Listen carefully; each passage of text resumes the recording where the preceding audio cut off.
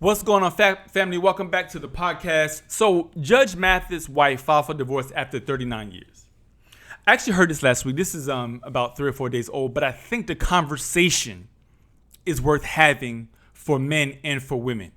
My first thought when I heard it, I'm like, why is she filing for divorce after 39 years? What could not have been worked out since they spent such a long time together? My wife has taught me some things over the past almost 10 years of us being married. You can have all the money in the world. You can give all the gifts in the world. But if you don't meet her core needs, she still is as a man, I'm still making her life very unhappy. Have I been guilty of that? Absolutely. Before I jump into my dialogue, our conversation, I want to talk to my brothers out there. Hopefully we can just get on the same page. It's a conversation I think that is long overdue. But let's listen to what he had to say at his own mouth. All right, let's jump into this clip. Go. How are you today, man? I'm good. How you doing? I'm doing all right. I want to ask. I'm not good. Rather, it's the worst days of my life. How about that? Okay, well, I'm sorry to hear that. I wanted to ask you, with news of the separation, how are you holding up? Not holding up very well. I would say the other man. Maybe I'll be example for other men, cautionary tale. Don't neglect your wife. You see how many at the airport now, flying out, as I have for 40 or for 25 years. My wife has been third, serving the community, taping my show, having fun with friends. That's what happens, guys. Never be too busy or never have too much fun beyond your wife. So I do want to ask, the date of separation is listed back in July 17th. Has this been coming for some time now, or was it something out the blue? Well, ever since we started taping here in L.A., I committed to staying home more and making my wife more of a priority. But as you see, I haven't. I'm still here on the road doing the same thing. And in terms of going out into another city. But I was gone for 3 weeks. That's what July 17th meant. Would you say you two are in a good place right now, or able to maintain a friendship? Oh yeah, we're still in the same house and we're maintaining a friendship. And I'm trying to get my wife back. I have to show her that though. Hopefully I can show her while we're there together before, and hopefully she doesn't complete the process. But I'm changing in hopes that she will. I'm gonna get my wife back. How about that? Absolutely. I just wanted to eliminate all them rumors too, that it's something about a baby or even me molesting a child. It's none of that. I've just told you what it is. There were also, kind of some rumors of any infidelity. Did you want to clear that up at all? You say it's solely neglect. Well, neglect can create suspicion, certainly. And if you're gone as much as I am, you have every right to suspect. You go to work, you go serving the community around the country, then you go with your guys to sporting events around the country, you go to other events except without your wife, hanging with you and enjoying herself with you. And so, yeah, she would have a right to suspect infidelity. So she filed for divorce because of neglect.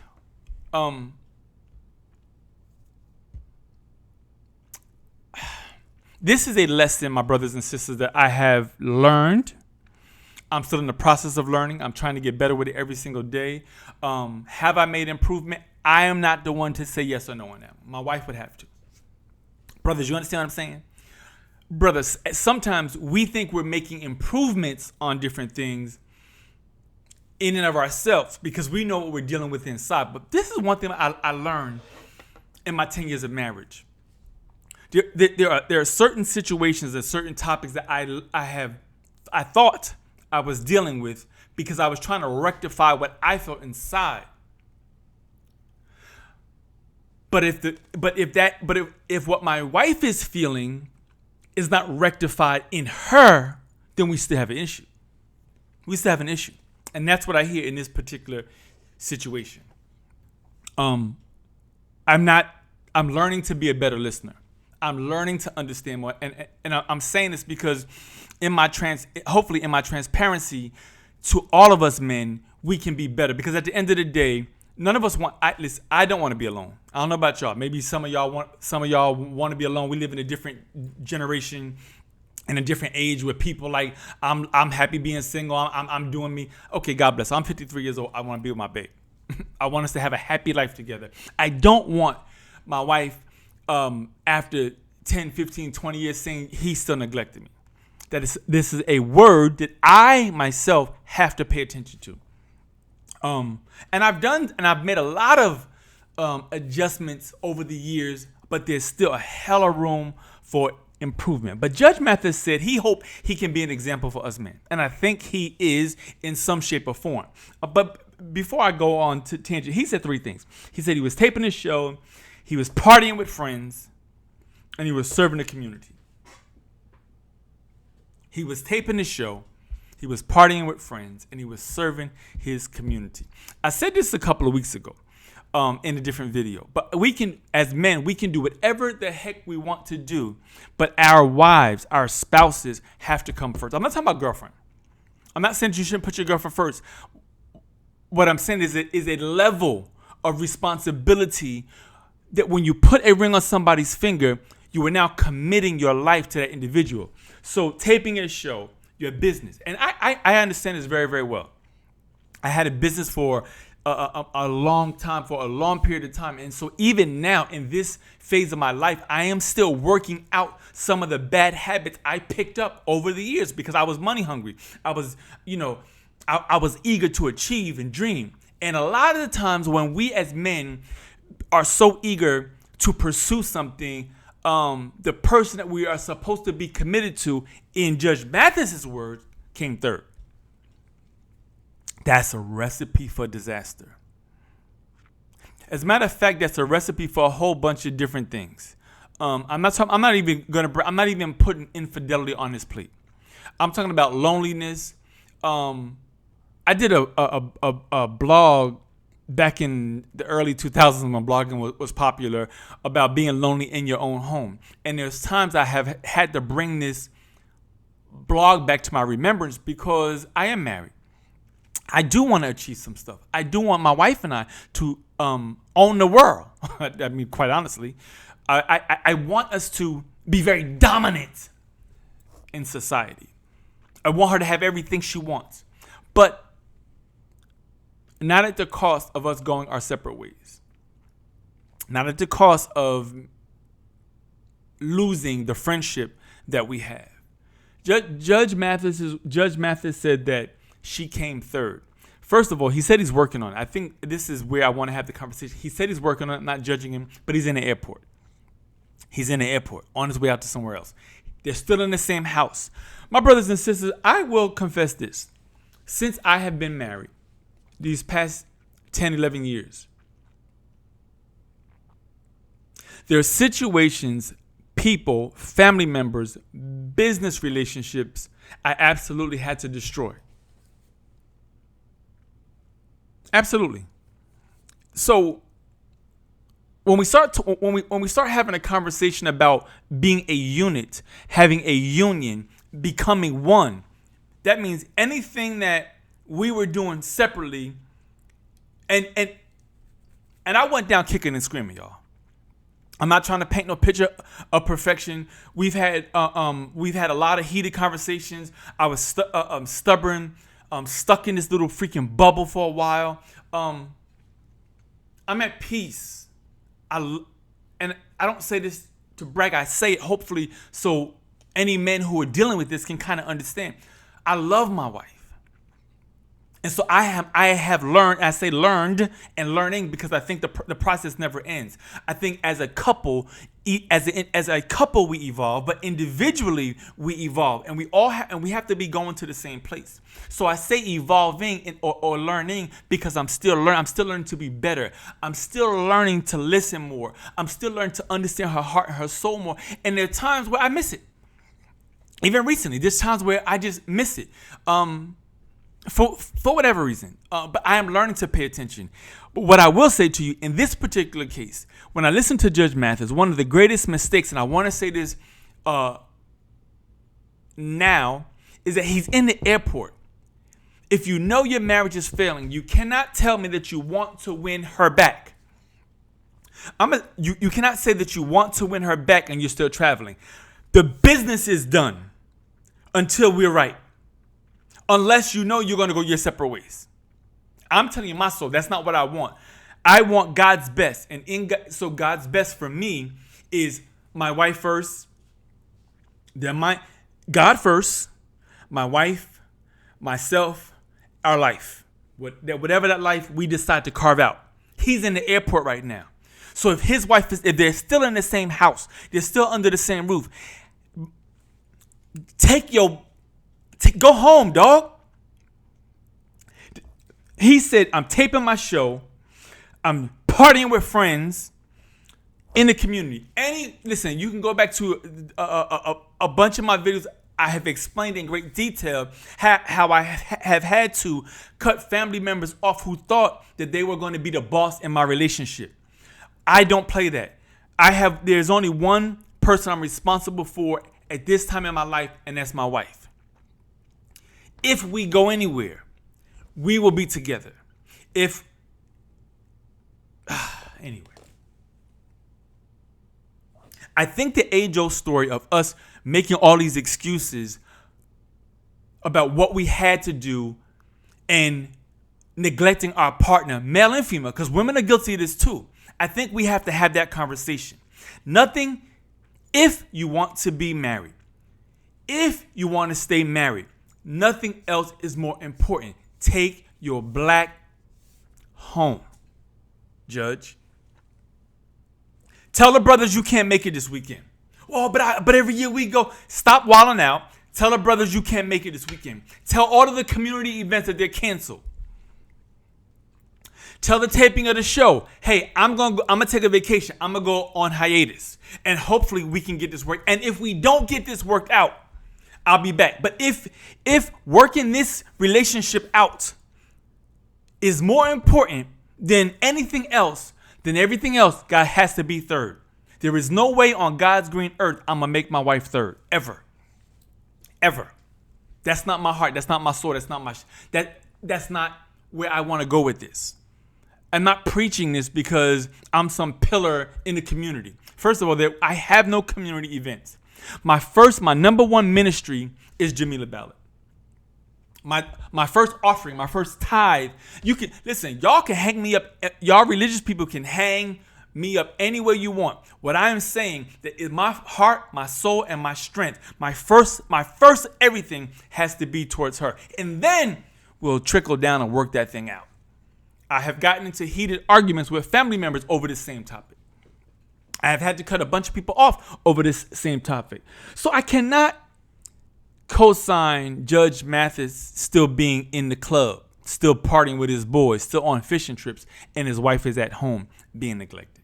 I think, my brothers and sisters, it's long overdue that that if you're married, that you begin that we take responsibility for the marriage.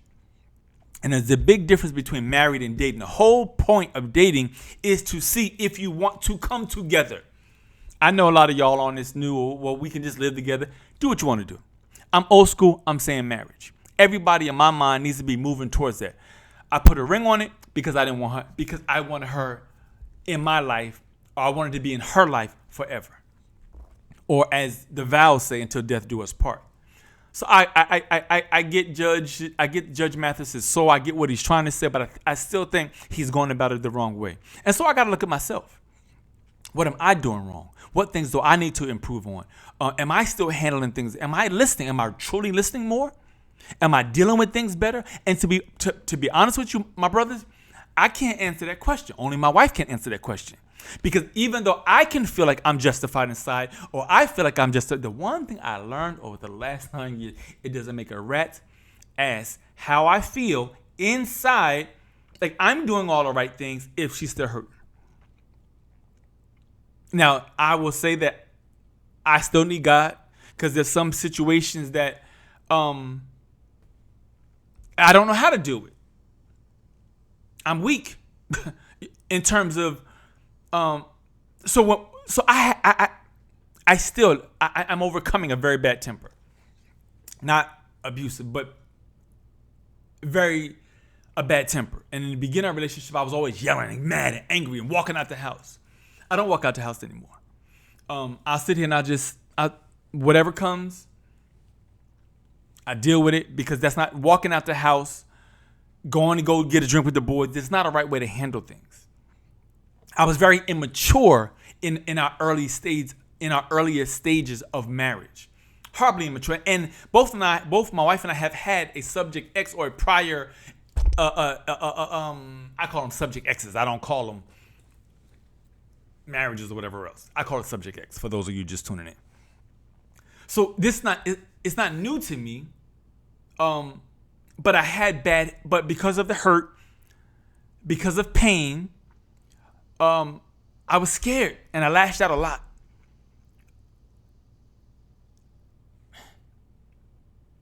I'm positive that my wife probably hopefully is not now, God willing.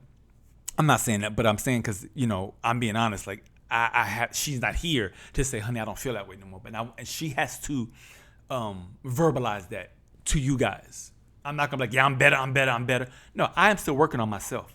But I know for a fact in the earliest stages she wanted to leave me, which is why I work so hard. Which is why I can't understand why the judge is not home right now and he's flying all over the country, not trying to tend to the woman he said he loves. Pictures on social media don't really matter. Let me tell y'all something. All the money in the world, all the gifts in the world won't replace a lonely soul. Every woman has a breaking point. Every man has a breaking point, but every woman has a breaking point.